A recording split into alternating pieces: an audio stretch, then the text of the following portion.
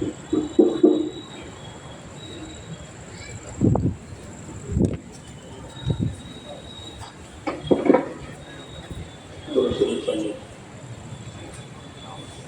بکر کر بیٹھے ہوئے ہیں بہت سارے احباب ابھی پیچھے کے حصے میں جہاں جگہ مل گئی وہاں پر بیٹھے ہیں، لیکن ہم بارہا سنتے ہیں دینی مجالس کے آداب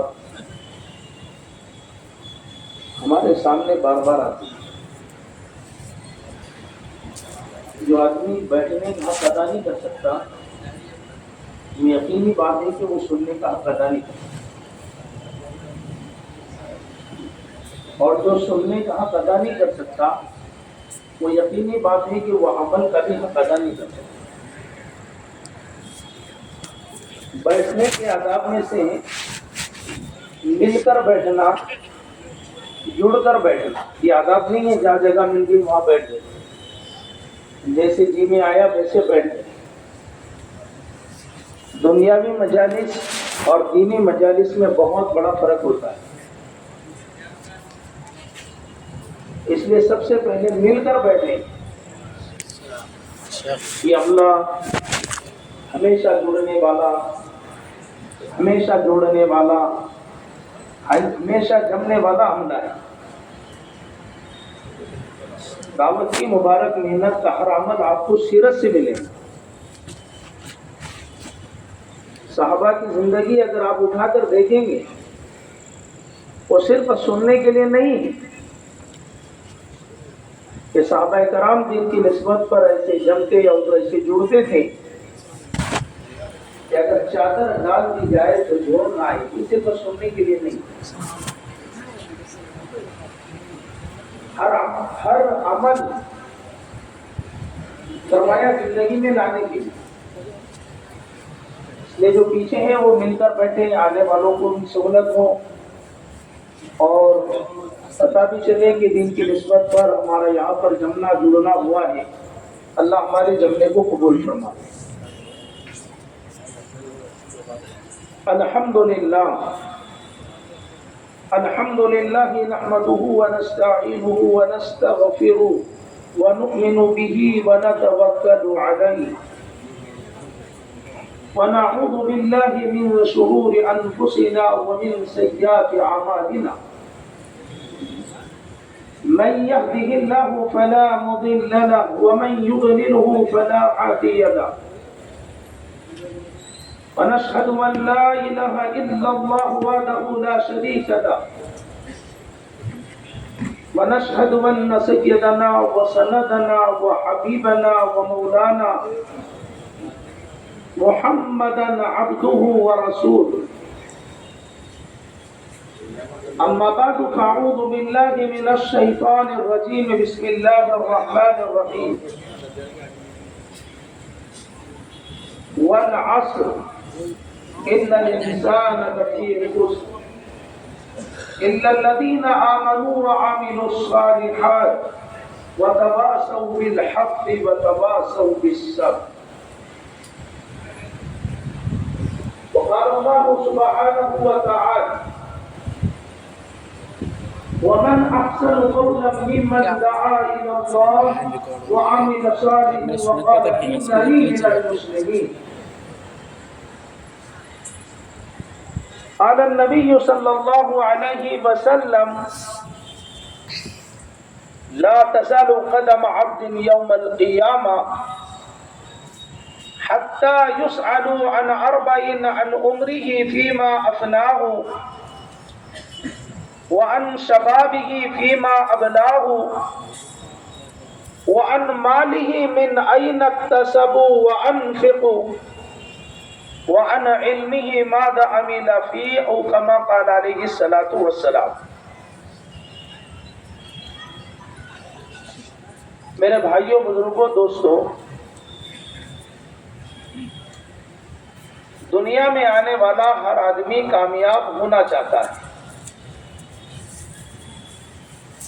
ہر ایک کی آرزو اور تمنا یہ ہے کہ میں کامیاب ہو جاؤں۔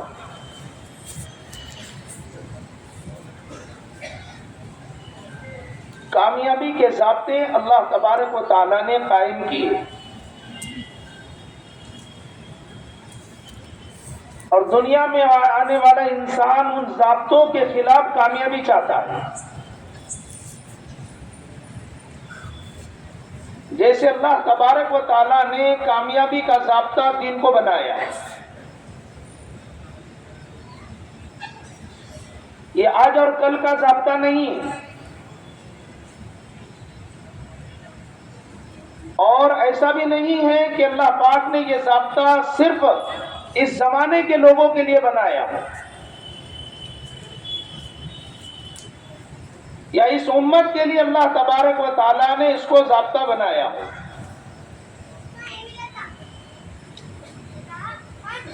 بلکہ جب سے اللہ تبارک و تعالیٰ نے اس دنیا کو قائم کیا، اس دنیا کا وجود بخشا، اس وقت میں اللہ تبارک و تعالیٰ نے کامیابی کا ضابطہ اس وقت سے لے کر آج تک اور قیامت تک کہ اللہ تبارک و تعالیٰ کا کامیابی کا ضابطہ ایک ہی.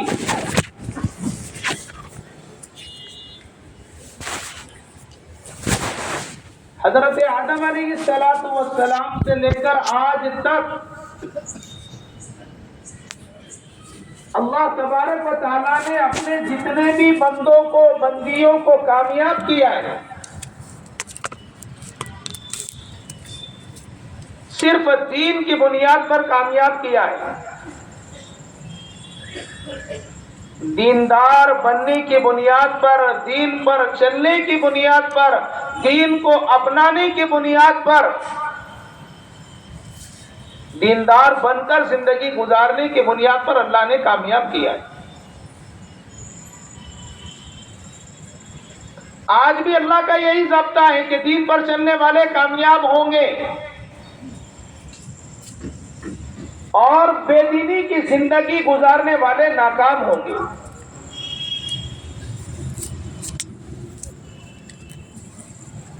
گزشتہ قوموں کے واقعات اللہ تبارک و تعالیٰ نے قرآن کریم کے اندر بہت سارے واقعات کو محفوظ کیا ہے.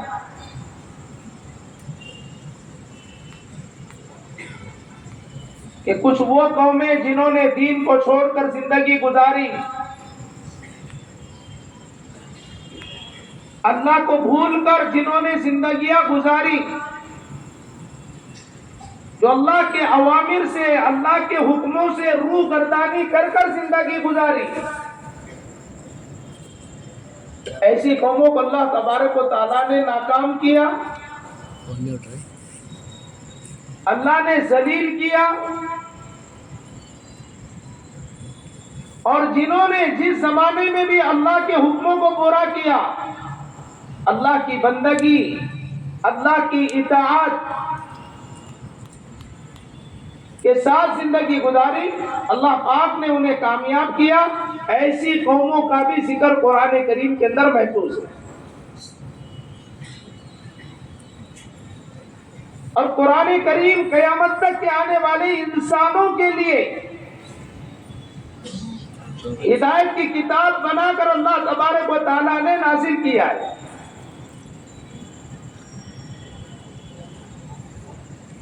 ان واقعات کے ذریعے سے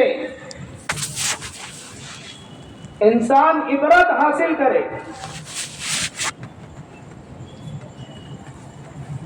وہ کچھ قصے اور کہانیوں کے طور پر اللہ تبارک و تعالیٰ نے قرآن کریم کے اندر محفوظ نہیں کی.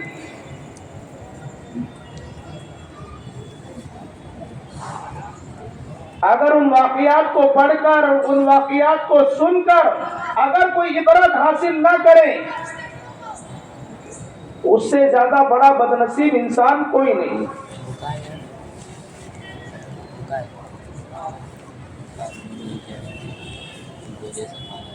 اللہ رب العزت نے قرآن کریم کے اندر ناکامی کا سبب بھی بیان فرمایا کہ اللہ فرما رہے کہ ہم نے انہیں کیوں ناکام کیا، کیوں ذلیل کیا. ان کے ناکامی کا سبب، ان کی ذلت کا سبب فرمایا کہ وہ نافرمانی رہی، ان کے گناہ رہے، اللہ کے اوامر سے اعراض کرنا، اللہ کے حکموں سے منہ موڑنا، اللہ کی بندگی سے دور رہنا، فرمایا کہ یہ ان کے ناکامی کا سبب بنا ہے۔ اللہ خود فرما رہے کہ ان کی ہلاکتوں کا سبب ان کا گناہ بنے۔ گناہوں کے اندر، نافرمانی کے اندر ہلاکت ہی کی صفت ہے۔ اور قیامت تک کے آنے والے انسانوں کو اللہ تبارک و تعالیٰ نے بتا دیا کہ وَمَنْ أَعْرَضَ عَنْ ذِكْرِي فَإِنَّ لَهُ مَعِيشَةً ضَنْكًا۔ اللہ فرما رہے کہ سنو، جو بھی ہمارے حکموں سے اعراض کرے گا، احکامات سے منہ موڑے گا، ہمارے احکامات سے منہ پھیرے گا، اللہ فرما رہے ہم اس کے زندگی کو تنگ کر دیں گے۔ یہ یقینی بات ہے۔ ایک آدمی اللہ کو بھول کر زندگی گزارے، اللہ کے حکموں سے منہ موڑ کر زندگی گزارے، اللہ کے احکامات کو پامال کر کر زندگی گزارے، اور اس کے زندگی میں سکون اور چین ہو، یہ کبھی بھی نہیں ہو سکے۔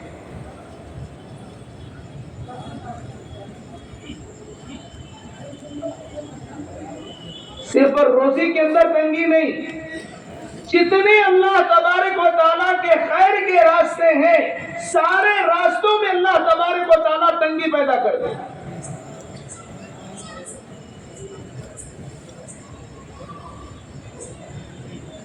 یہ معاملہ صرف روزی کے حد تک محدود نہیں ہے کہ بے دینی کی زندگی گزارنے کی بنیاد پر اور اللہ کو بھول کر زندگی گزارنے کی بنیاد پر رزق کے اعتبار سے تنگی کا معاملہ پیش ہوگا۔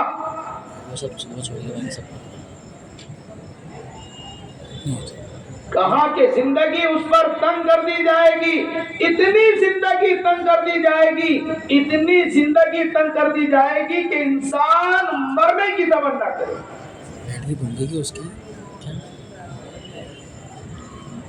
سارے اسباب اس کے پاس ہوں گے، کامیابی کے نقشے اس کے پاس ہوں گے، سہولتوں کی اسباب اس کے پاس ہوں گے، لیکن اس کے باوجود فرمایا کہ بے دینی کی زندگی گزارنے کی بنیاد پر اس کے گناہوں کی نحوست یہ ہوگی کہ وہ مرنے کی تمنا کرے گا کہ مجھے موت آ جائے تو اچھا ہے۔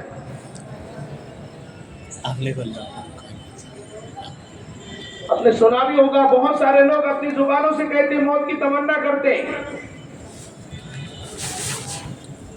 جو زندگی سے بیزار ہو جاتے ہیں، زندگی جنہیں تنگ محسوس ہوتی ہے، ایسے لوگ کہتے ہیں کہ ہمیں موت آ گئی تو اچھا ہے۔ اگر یہ نہیں ہو سکا تو اس کی گناہوں کی نحوست کی وجہ سے اور اس کی نافرمانی کی زندگی گزارنے کی بنیاد پر اس کے شر سے اور اس کے فرمان کے نحوست سے بچنے کے لیے کہا کہ اگر وہ مرنے کی تمنا نہ کرے تو بے دینی کی بنیاد پر دوسرے لوگ اس کے مرنے کی تمنا کریں۔ اگر یہ نہیں ہوا کہ اس نے نہیں مرنے کی تمنا کیا زندگی سے بیزار ہو کر، تو اس کی زندگی سے بیزار ہو کر دوسرے لوگ اس کے مرنے کی تمنا کریں گے۔ یہ اس کی گناہوں سب کا نتیجہ ہوگا، یہ اس کے گناہوں کی نحوست کا نتیجہ ہوگا۔ کبھی محلے والے تمنا کریں گے، کبھی پڑوسی تمنا کریں گے، کبھی بستی والے تمنا کریں گے، اس سے آگے کہتا ہوں کبھی گھر کے لوگ مرنے کی تمنا کریں گے۔ اور ہوتا ہے، لوگ کہتے ہیں اسے موت بھی نہیں آ رہی، اگر موت آ گئی تو کم سے کم محلے والوں کو سکون ملے گا۔ آئے دن جو اس کی فرمایا کہ اذیتیں جو لوگ برداشت کرتے ہیں، آئے دن فرمایا کہ جو اس کے نقصانات، فرمایا کہ اس کے ذریعے سے جو نقصانات ہوتے ہیں اور جو اذیتیں اور جو فتنے فساد کھڑے ہوتے ہیں، اس کی بنیاد پر لوگ کہتے ہیں کہ یہ مر گیا تو کم سے کم محلے والوں کو سکون ملے گا۔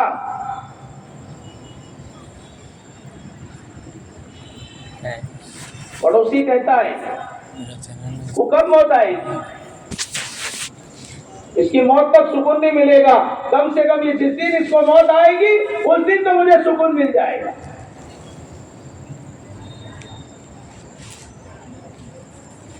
اور بہت سارے تو ایسے ہوتے ہیں جو شراب کے نشے میں ہوتے ہیں، شراب کے عادی ہوتے ہیں، اور جوا کے عادی ہوتے ہیں، سٹوں کے عادی ہوتے ہیں، اور دیگر گناہوں کے اندر ملوث ہوتے ہیں، یا برے فعل میں، برے کام میں ملوث ہوتے ہیں، تو کبھی بیوی تمنا کرتی ہے کہ اس کو موت آ جاوے، کبھی شوہر تمنا کرتا ہے کہ اس کو موت آ جائے،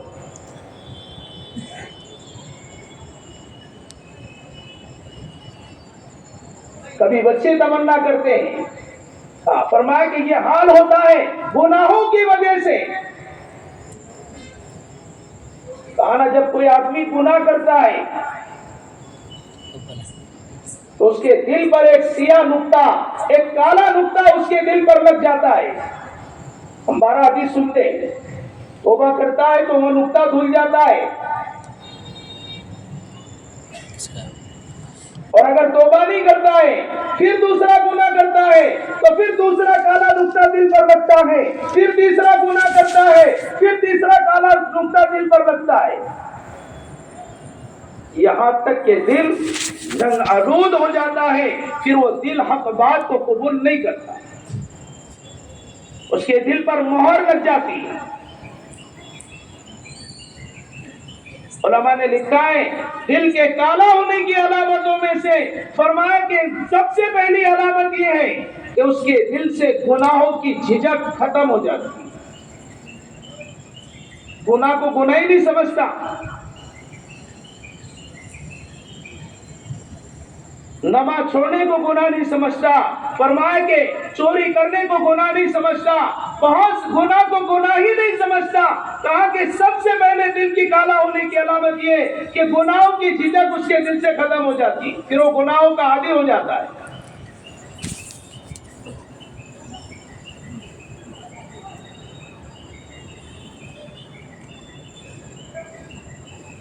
دوسرے فرمایا کہ اس کے دل کے کالا ہونے کی علامت یہ ہے کہ اچھے لوگوں کی نصیحت فرمایا کہ اسے بری لگنا شروع ہو جاتی ہے۔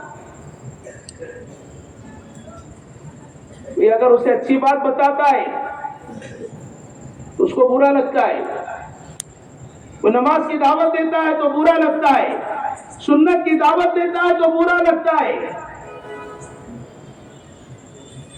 نیکی کی دعوت دیتا ہے تو برا لگتا ہے۔ کہا اس کے دل کے کالا ہونے کی علامت ہے۔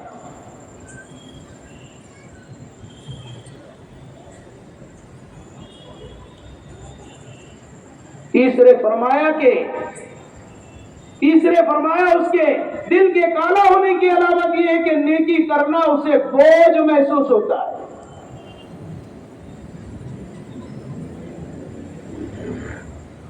نماز پڑھنا بوجھ محسوس ہوتا ہے، مسجد میں آنا بوجھ محسوس ہوتا ہے، قرآن کی تلاوت کرنا، ذکر کرنا، ہر نیک عمل، جتنے بھی نیک عمل ہیں،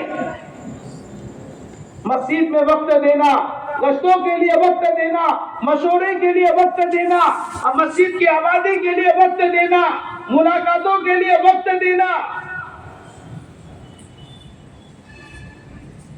اللہ کے راستے میں جان مال کو لے کر نکلنا،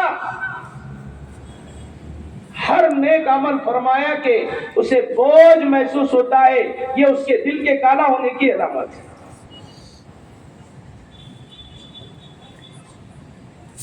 اور جب دل کالا ہو جاتا ہے تو انسان اعمال سے محروم ہو جاتا ہے۔ یہی وجہ جتنے انبیاء علیہ السلام دنیا کے اندر آئے، اللہ پاک نے جتنے نبیوں کو دنیا میں مبعوث فرمایا ہے، سارے انبیاء علیہ السلام نے محنت کا میدان سب سے پہلے انسانوں کے دلوں کو بنایا۔ سب سے پہلا مسئلہ دل کا ہے۔ سب کا محنت کا نشانہ، محنت کا میدان انسانوں کے دل رہے، اس لیے کہ اگر دل صحیح ہے تو باقی سارے اعضاء صحیح ہے، اور دل صحیح نہیں ہے تو پھر فرمایا کہ باقی اعضاء بھی صحیح نہیں۔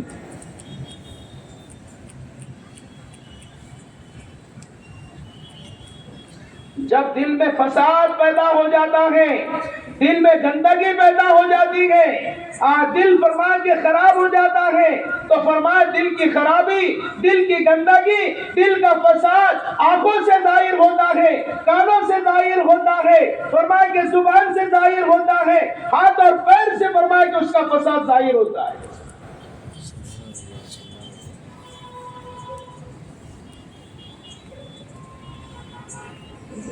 جب ٹنکی میں پانی خراب ہو جاتا ہے تو نل کے ذریعے سے اس پانی کی خرابی انسان کو محسوس ہو جاتی ہے۔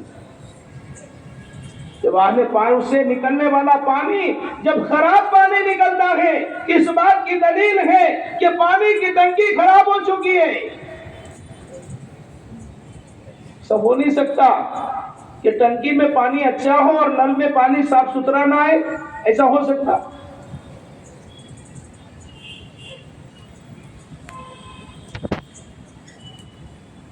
کہ دل صحیح ہو اور فرمایا کہ آنکھوں سے اور کانوں سے اور زبان سے اور ہاتھ اور پیر سے فرمایا کہ غلط چیزیں ظاہر ہو، یہ کبھی نہیں ہو سکتا۔ دل اگر صحیح ہے تو آنکھیں بھی صحیح دیکھیں گی، دل صحیح ہے کان صحیح سنیں گے، زبان صحیح بولیں گی، ہاتھ صحیح چیزوں کو پکڑیں گے، قدم صحیح چیزوں کی طرف چلیں گے۔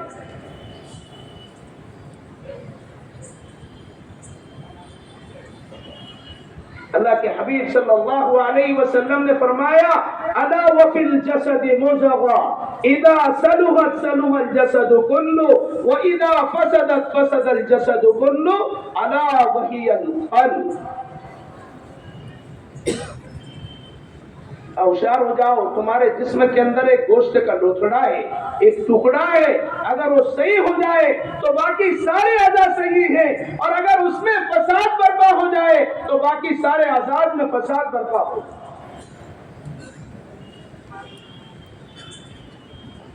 دل میں غیر اللہ کی محبت ہوگی، غیر سے ہونے کا یقین دل کے اندر ہوگا، مخلوق سے ہونے کا یقین دل کے اندر ہوگا، مخلوق سے پلنے کا یقین دلوں کے اندر ہوگا، ہاتھ اور پیر زبان اسی کے لیے استعمال ہوگا۔ زبان بھی دکان سے ہونے کو بولیں گی، پیر بھی دکان ہی کی طرف ہمیشہ بڑھیں گے۔ جب انسان کے دل کے اندر یہ بات پیدا ہوگی کہ انسان کاروبار سے بلتا ہے، گھر کاروبار سے چلتا ہے، ضرورتیں کاروبار سے پوری ہوتی ہے، زبان بھی کاروبار ہی کو بولے، پیر کاروبار ہی کی طرف چلے۔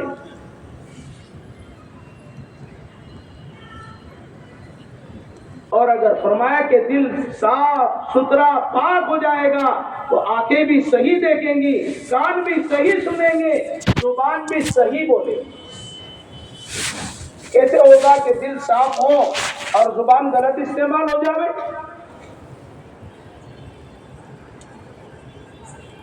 زبان کا صحیح استعمال نہ ہونا اور آنکھوں کا صحیح استعمال نہ ہونا اور کانوں کا صحیح استعمال نہ ہونا اور ہاتھ اور پیر کا صحیح استعمال نہ ہونا، یہ اس کے ایمان کے ناقص ہونے کی علامت ہے۔ اس کے ایمان کے ناقص ہونے کی علامت ہے۔ اللہ کے حبیب صلی اللہ علیہ وسلم نے فرمایا المسلم من سلم المسلمون من لسانی و یدی۔ اس وقت تک کوئی آدمی سچا اور پکا مسلمان ہو نہیں سکتا، اس کا ایمان کامل اور مکمل ہو نہیں سکتا، وہ کامل مومنین کی جماعت میں اسے شمار کیا نہیں جا سکتا جب تک کہ اس کے ہاتھ، اس کے پیر اور زبان کے شر سے دوسرے لوگ محفوظ نہ ہو جائے۔ ہماری زبانوں سے اگر لوگ پریشان ہیں، ہمارے ہاتھ اور پیر سے اگر دوسرے لوگ پریشان ہیں تو سمجھ لینا کہ ہمارا ایمان ناقص ہے۔ کسی کو پوچھنے کی ضرورت نہیں، کسی سے فتویٰ لینے کی ضرورت نہیں، یہ بات طے ہے کہ ایمان ہمارا دین، ہمارا ایمان ناقص ہے۔ اب جو ایمان ہمیں غلط بولنے سے نہیں روک سکتا، غلط سننے سے نہیں روک سکتا، غلط چلنے سے نہیں روک سکتا، غلط پکڑنے سے نہیں روک سکتا، بتاؤ یہ ایمان ہمیں جنت کے اندر کیسے داخل کر سکتا، پل صراط کا راستہ کیسے پار کرا سکتا، میثاق کے مسئلے کو کیسے حل کرا سکتا؟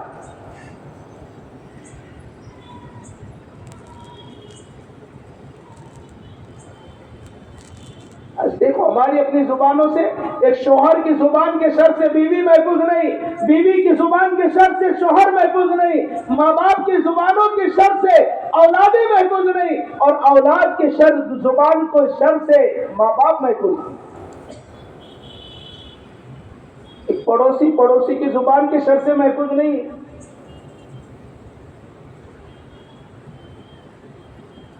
کہ اللہ کے نبی صلی اللہ علیہ وسلم نے حضرت معاذ بن جبل رضی اللہ تعالیٰ عنہ سے فرمایا کہ معاذ، کیا میں تجھے پورے دین کا خلاصہ نہ بتاؤں؟ کہا کہ اللہ کے نبی بتائیے پورے دین کا خلاصہ کیا ہے؟ اللہ کے نبی صلی اللہ علیہ وسلم نے فرمایا کہ معاذ، اپنی زبان کو کنٹرول میں رکھو۔ زبان کنٹرول میں، زندگی کنٹرول میں، اور زبان کنٹرول میں نہیں، زندگی کنٹرول میں۔ آج ہمارے پڑوس میں کوئی رہنے کو تیار نہیں، لوگ ہمارے اپنے پڑوسی ہمارے شر سے بچنے کے لیے اپنی جائیدادوں کو کوڑیوں کے داموں میں فروخت کر کر ہم سے چھٹکارا چاہتے ہیں۔ جو مل جائے وہ دے دیں گے، جتنا مل جائے گا اتنے میں دے دیں گے، لیکن کم سے کم درجے میں روزانہ کے جھگڑوں سے تو سکون چین ملے گا۔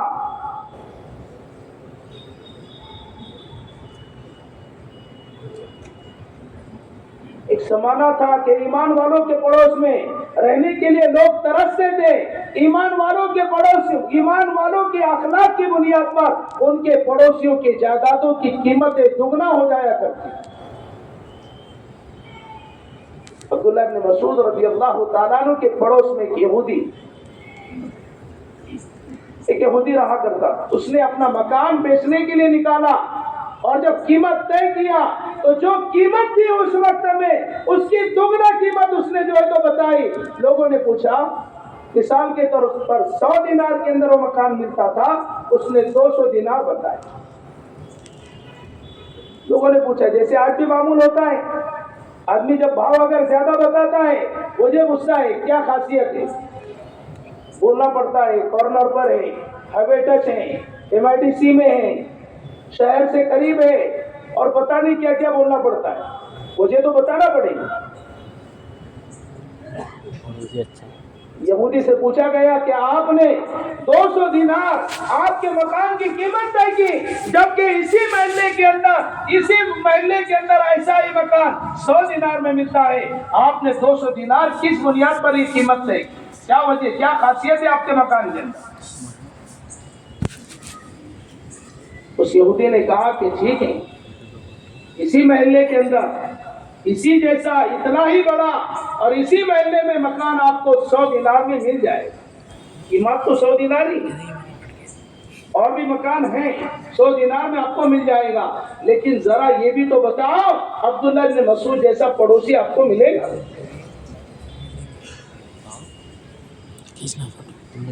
تو کہا کہ 100 دینار قیمت مکان کی ہے اور 100 دینار قیمت عبداللہ بن مسعود رضی اللہ عنہ کے پڑوس میں رہنے۔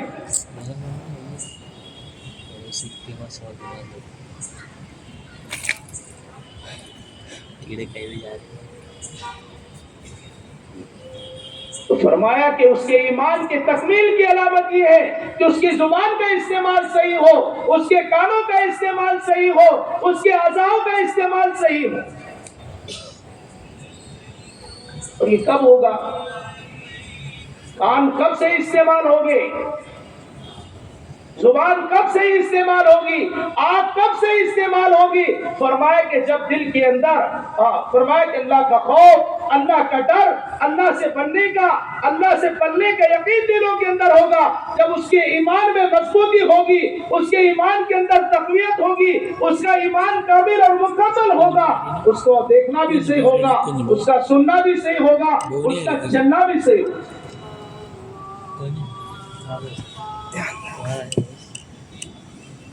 اور ایمان کی تکمیل فرمایا کہ ایمان کی تکمیل کے لیے، ایمان کو کامل اور مکمل بنانے کے لیے اللہ تبارک و تعالیٰ نے ایک محنت دی ہے جسے ہم دعوت کی محنت کہتے ہیں۔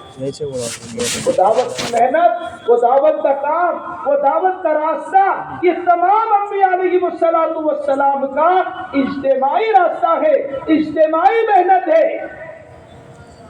سارے انبیاء علیہ السلام اسی محنت کو لے کر دنیا کے اندر بھیجے گئے۔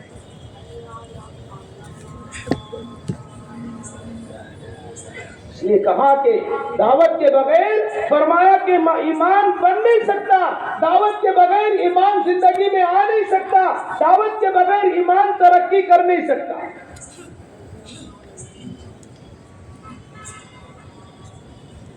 یہی وجہ ہمارے نبی صلی اللہ علیہ وسلم نے جس کو کلمہ پڑھایا اس کو کلمے کا داعی بنایا، جس کو نماز سکھائی اس کو نماز کا داعی بنایا، جس کو روزے کے احکامات سکھائے اس کو روزے کا داعی بنایا، جس کو حج کے احکامات سکھائے اس کو حج کا داعی بنایا۔ کسی بھی چیز کو زندگی میں لانے کے لیے فرمایا کہ دعوت شرط ہے۔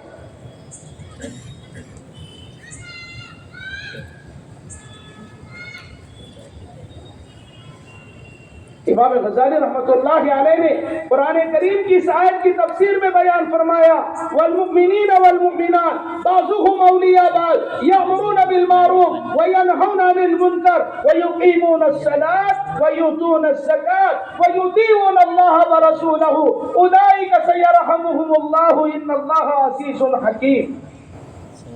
مومن کی صفات بیان فرمائے، مومن مرد و مومن عورتیں دونوں کے لیے فرمایا کہ دونوں کے لیے شرط بیان فرمائی ہے۔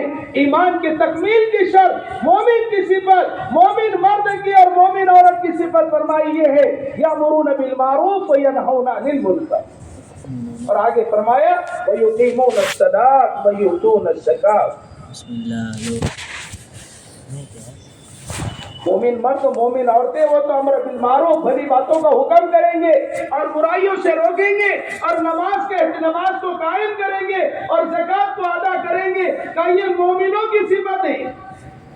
اس لیے امام غزالی رحمۃ اللہ علیہ فرماتے ہیں اس وقت تک کوئی بھی مرد اور کوئی بھی عورت کامل مومنین کی جماعت میں نہ کسی مرد کا شمار اور نہ کسی عورت کا شمار بغیر امر بالمعروف اور نہی عن المنکر کے شمار نہیں کیا جا سکتا۔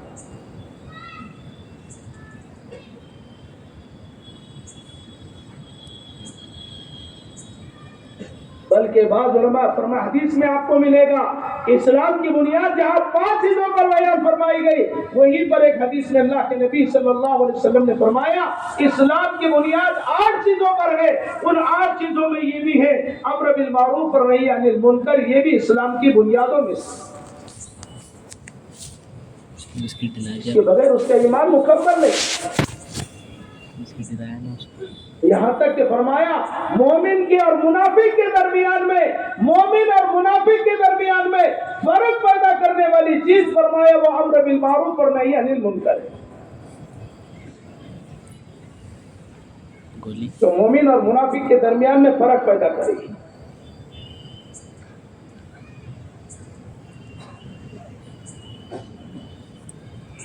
کہا کہ جیسے نماز اللہ کا حکم ہے، روزہ اللہ کا حکم ہے، زکوٰۃ اللہ کا حکم ہے، ایسا ہی قاری سید صاحب رحمۃ اللہ علیہ نے لکھا ہے امر بالمعروف اور نہی عن المنکر بھی اللہ کا ایسا ہی حکم ہے۔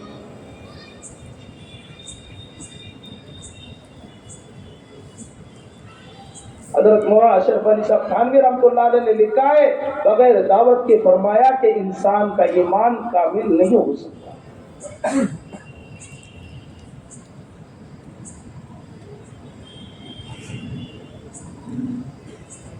یہ عظیم محنت صحابہ کی صفت بھی آپ دیکھو، صحابہ کرام رضوان اللہ علیہ مجمعین کی سیرت میں آپ کو ملے گا، صحابہ کرام دین کو سیکھ رہے تھے، دین پر چل رہے تھے، دین کو پھیلا رہے تھے۔ ترتیب صحابہ کی آپ کو یہ ملے گی کہ سب سے پہلے صحابہ دین کو پھیلا رہے تھے، پھیلاتے ہوئے دین کو سیکھ رہے تھے اور سیکھتے ہوئے دین پر چل رہے تھے۔ اور یہی چیز نے ہم کو دھوکے میں ڈالا ہے۔ ہم کو جس چیز نے دھوکے میں ڈالا ہے وہ یہی چیز ہے کہ ہم سمجھتے پہلے دین سیکھنا پڑے گا، پھر دین پر چلنا پڑے گا، اس کے بعد دین کی دعوت دینا پڑے گا۔ یہ چیز نے ہم کو دھوکے میں ڈالا ہے۔ حالانکہ یہ ترتیب صحابہ کرام رضوان اللہ علیہم اجمعین کی نہیں ہے۔ صحابہ کی ترتیب تو یہ کہ دین کو پھیلا رہے تھے، اور دین پھیلاتے ہوئے دین کو سیکھ رہے تھے، اور سیکھتے ہوئے دین پر چل رہے تھے۔ پتا چلا کہ ان کی بھی زندگیوں میں دین، دعوت کے راستے سے زندگیوں میں دین آ رہا تھا، اس دور میں بھی، خیر القرون کے زمانے میں بھی، اور آج بھی قیامت تک کی یہی فرمایا کہ طریقہ ہوگا کہ زندگیوں میں دین دعوت کے راستے سے آئے گا۔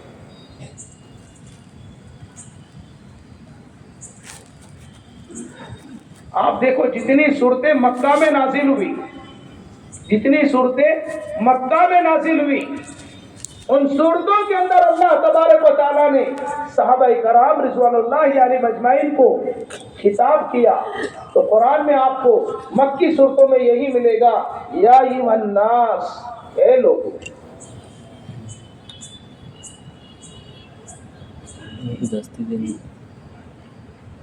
لیکن جیسے ہی فرمایا مکہ سے مدینہ، صحابہ کرام رضوان اللہ علیہم اجمعین نے خروج کیا، مکہ سے مدینہ صحابہ کرام رضوان اللہ علیہم اجمعین مکہ چھوڑ کر نکلے اور مدینہ پہنچے، تو مدنی صورتوں کے اندر آپ کو یہ ملے گا، جہاں بھی اللہ پاک نے صحابہ کرام کو خطاب کیا تو یہاں یا ایھا الناس نہیں کہا، یا ایھا الذین آمنوا، اے ایمان والو۔ یہ فرق آپ کو مدنی اور مکی صورتوں میں ملے گا۔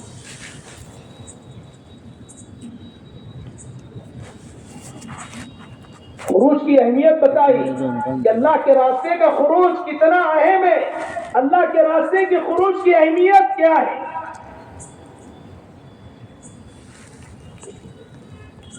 قرآن کہہ رہا ہے انفروا خفافا وثقالا، قرآن کہہ رہا ہے کہ اللہ کے راستے میں ہلکے ہو یا بھاری، تاکہ اللہ کے راستے میں نکلو۔ یہ اللہ کا حکم ہے، اللہ کے راستے میں نکلنا، جان مال کو لے کر اللہ کے راستے میں نکلنا۔ اللہ کے راستے میں نکل کر فرمایا جان مال کی قربانی دینا، یہ اللہ کا حکم ہے۔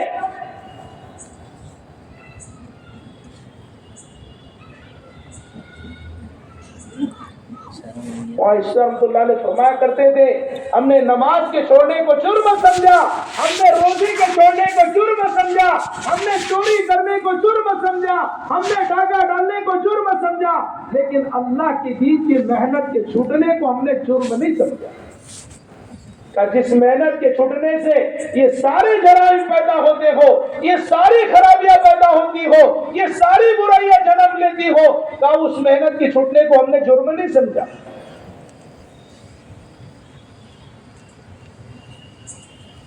حالانکہ نماز چھوڑنا جیسا جرم ہے، روزہ چھوڑنا جیسا جرم ہے، چوری کرنا جیسا جرم ہے، اللہ کی دین کی محنت نہ کرنا یہ ایسا ہی فرمایا کہ جرم ہے۔ اس لیے کہ جیسے نماز چھوڑنا گناہ کبیرہ ہے، چوری کرنا گناہ کبیرہ ہے، ڈاکہ ڈالنا گناہ کبیرہ ہے، بہتان لگانا گناہ کبیرہ ہے۔ حضرت شیخ مولانا زکریا رحمۃ اللہ علیہ نے گناہ کبیرہ کی جو فہرست بنائی ہے اور جن چیزوں کو گناہ کبیرہ میں شمار کیا ہے، اس میں ایک جگہ پر یہ بھی لکھا ہے کہ امر بالمعروف اور نہی عن المنکر کا نہ کرنا یہ بھی گناہ کبیرہ ہے۔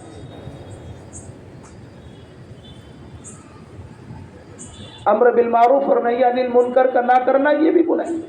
ظاہر سی بات ہے، بیوی نماز نہیں پڑھ رہی، ہم نماز پڑھ رہے، بیوی کو نماز کی دعوت نہیں دے رہے، تو یہ ہم سے گناہ کبیرہ ہو رہا کہ نہیں ہو رہا؟ بچے نماز نہیں پڑھ رہے، ہم تو تہجد پڑھ رہے ہیں، لیکن بچوں کو نماز کی ترغیب نہیں دے رہے، کیا یہ فرمایا کہ ترغیب نہ دینا اور دیکھ کر انجام بننا یہ گناہ کبیرہ نہیں ہے؟ پڑوسی ہمارا پڑوس میں رہنے والا اللہ کے حکم کو چھوڑ کر زندگی گزار رہا ہے، اور ہم دیکھ رہے ہیں بے نمازی ہمارے پڑوس میں رہ رہے، محلے میں رہ رہے، علاقے میں رہ رہے، لیکن ہم نظر انداز کر رہے۔ یہ نظر انداز کرنا یہ ہمارا گناہ کبیرہ ہے۔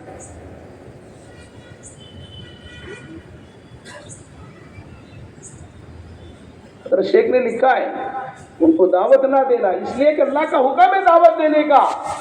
अल्लाह खुद फरमा रहे हैं कि नबी जी अपने रिश्तेदारों को डराइए, रिश्तेदारों को दावत दीजिए। नबी अल्लाह फरमा रहे हैं कि ईमान वालों तुम खुद भी जहन्नम की आग से बचो, अपने अहलो अयाल को जहन्नम की आग से बचाओ। ये अल्लाह का हुक्म है। हुक्म फर्ज के दर्जे में होता है। सुन्नत नफील मुस्तहब सोचने का वक्त नहीं है कि लोग नमाज छोड़ के जिंदगी गुजार रहे हो, अल्लाह के हुक्म को तोड़कर जिंदगी गुजार रहे हो, और फिर हम सोच रहे कि उनको दावत देना सुन्नत है कि मुस्तहब है। कुरान कह रहा है या अय्युहल्लज़ीना आमनू क़ू अनफुसकुम व अहलीकुम नारा वक़ूदुहा अन्नासु वल हिजारा। ईमान वालों तुम खुद भी जहन्नम की आग से बचो और अपने अहलो अयाल को भी जहन्नम की आग से बचाओ। जितना मेरा अपना दीन पर चलना, मेरी अपनी जात से जितना मेरे लिए जरूरी है, उतना ही मेरी अपने अहलो अयाल को दीन पर चलाना, दीन की दावत देना, दीन सिखाना, दीन पर लाने की मेहनत करना उतना ही जरूरी, बल्कि उससे ज्यादा जरूरी।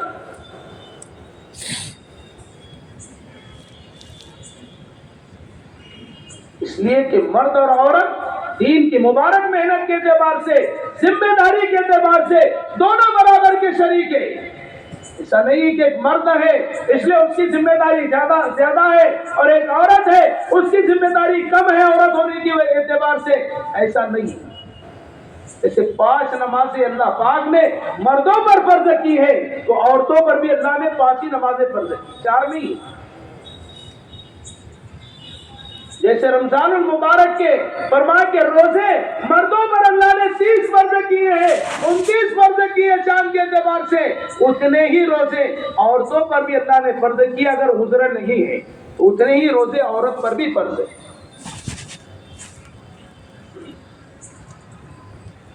अहकामात के एतबार से दोनों बराबर फरमाया, हुक्मों के एतबार से दोनों बराबर के शरीक है। हाँ, तरीके कार में फर्क होगा लेकिन अहकामात में फर्क नहीं होगा, जिम्मेदारी में फर्क नहीं। जितनी जिम्मेदारी एक मर्द की है उतनी जिम्मेदारी एक औरत की है। जितनी जिम्मेदारी के बारे में एक मर्द से पूछा जाएगा उतनी ही जिम्मेदारी के बारे में औरत से भी पूछा जाएगा।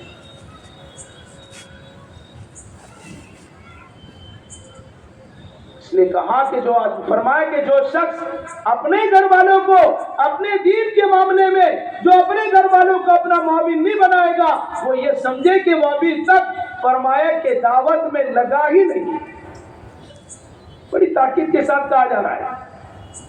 जाहिर बात है कि जिसकी औरत उसकी माविन नहीं होगी, जो अपने घर वालों को अपना माविन नहीं बनाएगा तो फरमाया कि फिर वो अपने घर वाले वो उसके लिए रुकावट बनेगी, आड़ बनेगी।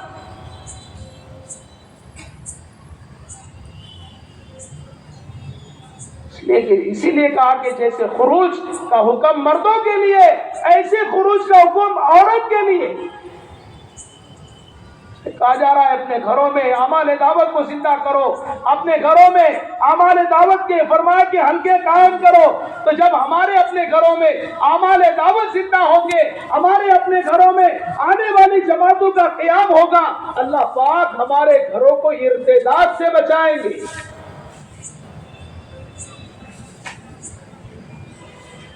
वरना फरमाया हमारे मकानाती इर्तिदाद का शिकार हो जाएंगे।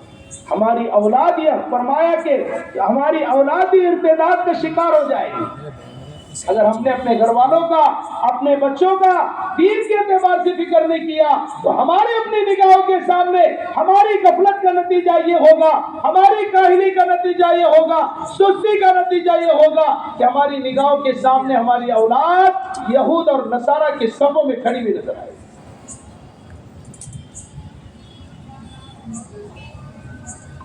आज हमारी गफलतों का नतीजा हम खुद देखें, हमारी काहिली का नतीजा हम खुद देखें कि हमारी औलाद फरमाया कि इस हुलिये के अंदर है और इस तरीके पर है और इस लिबास में है और इस नक्श कदम पर है कि हम देरी के साथ किसी के सामने ये बोल नहीं सकते कि मेरा बच्चा है।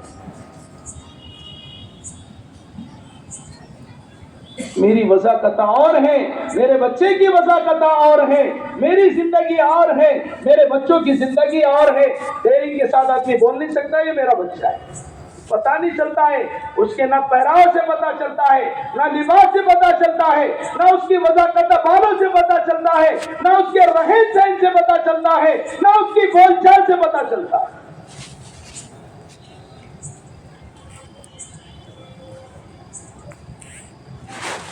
اور اگر ہم نے اپنے بچوں کی فکر کی، اپنے گھر والوں کی فکر کی، یہی بچے ہمیں فرمائے کہ فرشتوں کی شکل میں ہماری نگاہوں کے سامنے نظر آئے، تو ان کو دیکھ کر اللہ یاد آئے گا، ان کو دیکھ کر لوگ رشک کریں گے، ان کو دیکھ کر لوگ زندگیوں کو بدلنے والے بنیں گے کہ ہمارے اپنے بچے کی زندگی کئی لوگوں کروڑوں انسانوں کی زندگی کے بدلنے کا سبب اور ذریعہ بنے۔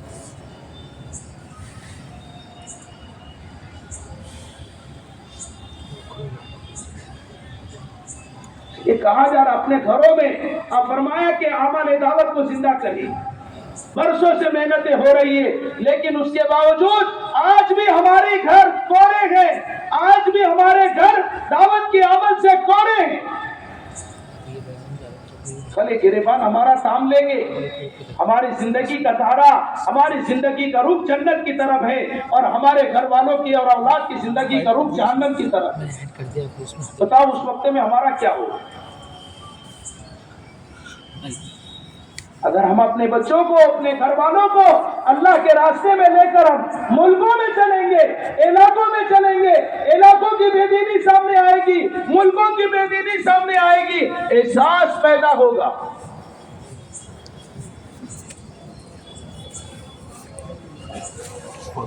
ملکوں کے احوال گھر میں بیٹھ کر معلوم نہیں پڑیں گے، علاقوں کے احوال گھروں میں بیٹھ کر کاروبار کو سجانے پر فرمایا کہ اس پر معلوم نہیں پڑیں گے، یہ تو ملکوں میں چلنا پڑے گا، ملکوں میں پھرنا پڑے گا، جب جا کر آپ کو پتا چلے گا کہ علاقوں کے حالات کیا ہے، ملکوں کے حالات کیا ہے۔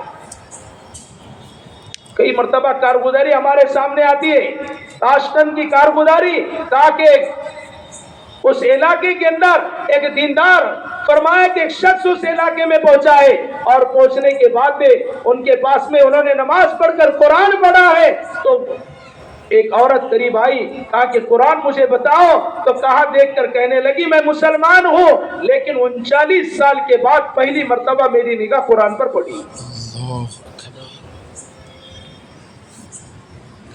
اور جن لوگوں نے محنت کا میدان بنایا، جو محنت کا میدان بناتے ہیں، کہا کہ گھروں میں بچے حافظ بن جاتے ہیں، گھروں میں بچے دیندار بن جاتے ہیں، گھروں سے بچے ولیوں کی صف میں کھڑے ہوئے نظر آ جاتے ہیں۔ گھروں میں اعمال دعوت کو زندہ کرو گے، اللہ ہماری اولادوں کو ولیوں کی صف میں کھڑا کرے گا، ہمارے گھروں سے ولایتیں تقسیم ہوگی۔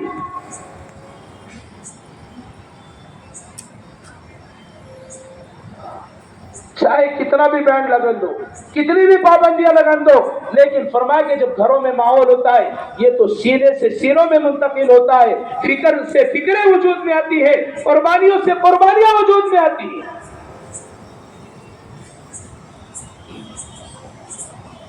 ایک ملک ماسکو کے اندر ایک انجینئر صاحب جب پہنچے، جانے کے بعد میں مساجد بند تھی، 2 مسجدیں کھلی، جمعہ کا وقت، حکومت کی لیول پر وہاں پہنچے، پہنچنے کے بعد میں پتا چلا مسجد میں جانا منع ہے، لیکن ایک مسجد کھلی، مسجد میں پہنچے، دربان جو کھڑا ہوا تھا اس نے کہا کہ دیکھو آپ کو اگر پکڑ لیا جائے گا اس کا میں ذمہ دار نہیں رہوں گا۔ کہا کوئی بات نہیں، مجھے تو نماز پڑھنا ہے۔ کہا نماز پڑھے۔ مسجد کے سامنے ایک ایمان والے کا مکان تھا، جیسے بچہ اس مکان سے نکل کر آیا اور ان کو کہا کہ آپ کو اشارے میں کہا، زبان سمجھتا نہیں تھا، اشارے میں کہا گھر پر آپ کو بلا رہے۔ جیسے وہ گھر میں گئے، دروازہ بند کر دیا گیا، انہیں کھانا کھلایا گیا، بات چیت ہوئی۔ انہوں نے کہا ہم بھی مسلمان ہیں۔ بچے سامنے آ کر بیٹھے، انہوں نے قرآن جیب میں سے نکالا، بچے سے کہا کہ قرآن پڑھو۔ بچہ پڑھنے کو تیار نہیں، پھر دوسری مرتبہ کہا، پھر پڑھنے کو تیار نہیں، پھر تیسری مرتبہ کہا، پڑھنے کو تیار نہیں۔ وہ کہتے ہیں جب میں نے آیت پڑھی یا ایھا الذین آمنوا قوا انفسکم واہلیکم نارا، جیسے میں نے شروع کیا، بچے نے جب پڑھنا شروع کیا تو روکنے سے بھی رکنے کو تیار نہیں۔ میں حیرت میں پڑ گیا، 3 مرتبہ کہا، پڑھنے کو تیار نہیں، اور اب روکنے سے رکتا نہیں، کیا بات ہے؟ تو بتایا گیا کہ اس بچے کو ناظرہ نہیں پڑھنے آتا، اس لیے کہ اس ملک کے اندر اس وقت میں قرآن پر بینڈ لگا ہوا تھا، وہ دیکھ کر نہیں پڑھتے تھے۔ کہا کہ بچے ٹیلر سیکھنے کو جاتا ہے کوئی آدمی یا کوئی ہنر حاصل کرنے کے لیے جاتا ہے، تو وہ وہاں پر فرمایا بچے کو ساتھ میں ایک آیت بھی سکھا دیتے ہیں، یہاں تک کہ بغیر قرآن کے بچے حافظ ہو جاتے ہیں۔ ہوتا ہے نا، آدمی نابینا دیکھ نہیں سکتے، لیکن آیت پڑھ کر سناؤ 2 مرتبہ 3 مرتبہ 4 مرتبہ، کئی نابینا آپ کو حافظ مل جائیں گے۔ تو کہا اس کا مقصد یہی ہے کہ اپنے گھروں کے اندر ایمانی ماحول کو قائم کر کر، اعمال دعوت کو گھروں میں قائم کر کر ہمارا گھر مدرسہ بھی بن جائے، ورنہ کہاں قرآن ہوگا، مسجدیں ہوگی، لیکن محنت نہیں ہوگی۔ تو فرمایا 50 سال کی زندگی گزر گئی ہوگی، سورہ فاتحہ بھی صحیح نہیں۔ اس کے لیے میرے دوستو بزرگوں، اللہ پاک نے ایک ذمہ داری دی ہے، ایک محنت دی ہے، جان مال کو اللہ پاک نے کہا کہ جنت کے بدلے میں خریدا ہے، اگر اس کا استعمال صحیح ہوگا اللہ اس کا بدل دنیا آخرت میں عطا فرمائیں گے۔ آج ہم دیکھ رہے ہیں یہ مال، یہ کمائیاں ہماری بنگلے بنانے کے لیے، کوٹیاں بنانے کے لیے، کاروبار سجانے کے لیے نہیں ہے۔ ہمارے جذبے ہو، ہماری کمائی ملکوں میں جانے کے لیے ہو، ہمارے کاروبار ملکوں میں جانے کے لیے ہو، مکانات کو تعمیر کرنے کے لیے، گارے مٹی میں صرف کرنے کے لیے، یہ جذبات ہمارے نہ ہو تو اللہ پاک جب کسی کے مال کو مردود قرار دیتے ہیں، اس کا مال گارے مٹی میں صرف کرتے ہیں۔ کیا بتاؤ آپ کو، ایک ایک باتھ روم کے اوپر آدمی اتنا خرچ کر رہا ہے کہ ملکوں کا سفر کر کے آ سکتا ہے۔ اس جگہ پتہ چلا، ایک صاحب کہنے لگے باتھ روم بنایا ہوں 3 لاکھ روپے لگے۔ کتنے لاکھ روپے لگے کیا لگا پتہ نہیں، 3 لاکھ میں 3 ملکوں کا سفر کر کر آئے گا۔ باتھ روم پر 3 لاکھ روپے خرچ ہو رہے، اور بیرون جانے کا جب فرمایا کہ عزائم لیے جا رہے اور بیرون کے تقاضے جب سامنے آ رہے تو ہماری گردن نیچے جھک رہی ہے کہ ہم کیسے جا سکتے۔ کہا نا ہماری مالداری کو دیکھنا ہے، ہماری وسعت کو دیکھنا ہے، اور ہماری فرمایا کہ مالداری کو دیکھنا ہے تو پھر ہماری شادیوں کو دیکھو۔ کسی نے کہا کائے کو دیکھو، پتہ چلے گا کہ کتنا مال ہمارے پاس ہے۔ اور ہماری غربت کو دیکھنا ہے تو کہا جماعت کے خرچے کو دیکھو۔ جب جماعت میں جانے کا ٹائم آیا تو کیا خرچے لکھنا ہے؟ بولے 1500۔ کیا لکھنا ہے؟ 2000 خرچ جماعت میں لکھنے کے لیے، جماعت میں جانے کے لیے 2000 خرچ لکھا رہا ہے، اور شادی 3 لاکھ کی کر رہا ہے۔ واقعی کبھی 2000 روپے میں شادی کیے کرتے، شادی 2000 میں نہیں ہوتی، جماعت کے خرچے 2000 میں پورا ہو جاتا۔ میرے دوستو بزرگوں، ہمارے عزائم ملکوں میں جانے کے ہوں گے، ملک ہمارے انتظار کر رہے، اگر ہمارے عزائم ہوں گے، ارادے ہوں گے، اللہ اسباب بنائے گا۔ مولانا یوسف صاحب رحمۃ اللہ علیہ فرمایا کرتے تھے اللہ سے کام کے لینے کے فیصلے کراؤ، جس دن اللہ کام کے لینے کے فیصلے کرے گا اس دن کام کے لیے جو لگے گا اللہ اپنے خزانے سے دے دے گا۔ اس کے لیے میرے دوستو بزرگوں، ہمارے سامنے پورے عالم کے اعتبار سے تقاضا ہے، بنگلے والی مسجد میں پورا عالم اٹھ کر آ رہا ہے، کئی ملک ایسے جو ہزار جماعتوں کے مطالبے کر رہے ہیں، ہندوستان کی جماعت ہمارے اپنے علاقے میں آئے، آ کر ہمیں دین بتائے، ہمارے علاقے میں دینی ماحول قائم کرے۔ اس کے لیے ہمت کرو، ارادے کرو کہ اللہ نگاہ ہمارے کاروبار پر مت رکھو، دکانوں پر مت رکھو، جیب پر مت رکھو۔ ہم نے کلمہ جیب کا نہیں پڑھا، ہم نے رب کا کلمہ پڑھا ہے۔ رب پر نگاہ کر کر بتاؤ کون اللہ کے راستے میں کھلے خرچے کے لیے بیرون جانے کے لیے تیار ہے؟ فرمائے